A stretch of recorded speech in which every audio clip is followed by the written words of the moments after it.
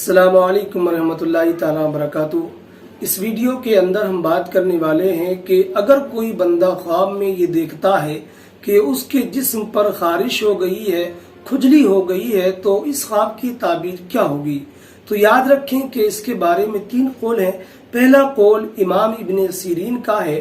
وہ فرماتے ہیں کہ اگر کوئی بندہ خواب میں یہ دیکھتا ہے کہ اس کے جسم پر کھجلی اور خارش ظاہر ہو گئی ہے تو یہ اس بات کی دلیل ہے کہ وہ بندہ اپنوں کو طلب کرے گا، اپنوں کی خواہش کرے گا اور ان کے خاطر ان کی وجہ سے وہ غم اٹھائے گا۔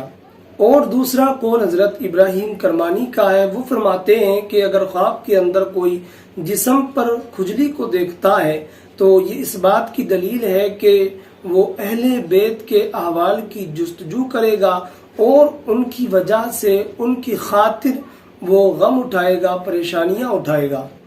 اور تیسرا قول حضرت امام جعفر صادق رضی اللہ تعالی عنہ کا ہے۔